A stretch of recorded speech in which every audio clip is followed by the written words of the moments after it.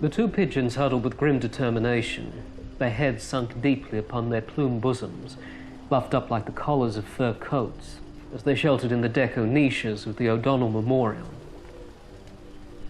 The central panel of the sandstone monument, a defunct fountain, showed a web-like tracery of rays, like the interior of an oculus, or a section of globe unfurled and flattened, so that the spoke-like interstices of latitude and longitude formed quadrilateral lozenges of darkness, emanating from an Egyptized semicircle of sun.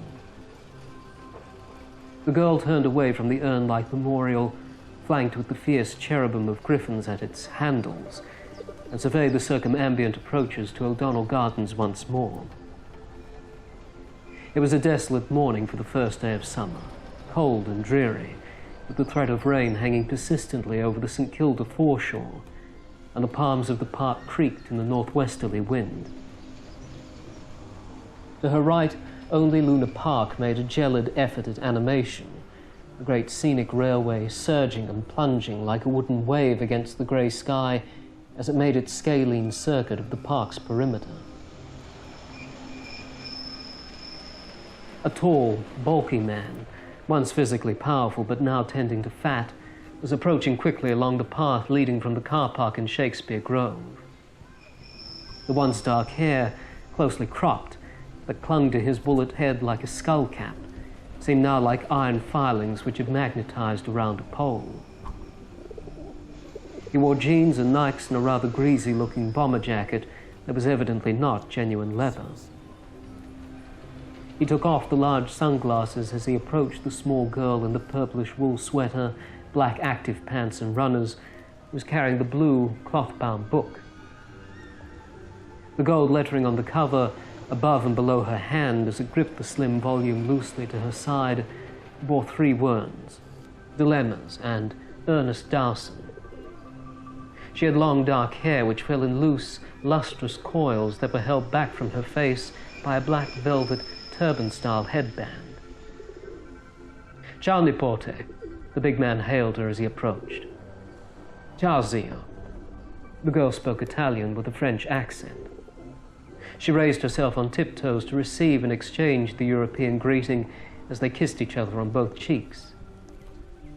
Benvenuto a Melbourne, the man said, beaming and making an expansive gesture which took in Luna Park.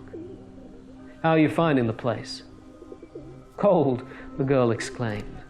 They told me it would be summer in Australie. She nodded to the east, behind the tepid frenzy of Luna Park. Your St Kilda beach looks like Brittany. A gravelly chuckle issued from the big man as he resheathed his eyes. You'll be right, love. In Australia we have a saying, if you don't like the weather in Melbourne, just wait a while. Ah oui. He put a hand casually on her elbow and indicated the memorial beside them with a jerk of his head. Let's get away from that thing.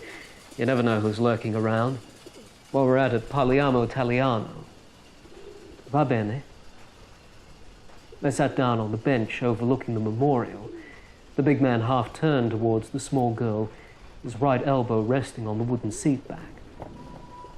Allora, che notizie hai da Parigi? He asked in a low, affectless tone. The girl replied in the same low, dispassionate fashion, as if she were delivering a report. Lo zio manda I suoi saluti. Il tuo regalo è stato ben accolto. Il padre era molto soddisfatto della spedizione. Bene. Mi ha chiesto di portarti qualcosa in cambio, she said, and produced a small black box with a hinged lid, like a jewel case. Opening it, she revealed a small enamel dreidel, hand-painted, of blue and gold set snugly in plush royal blue velvet.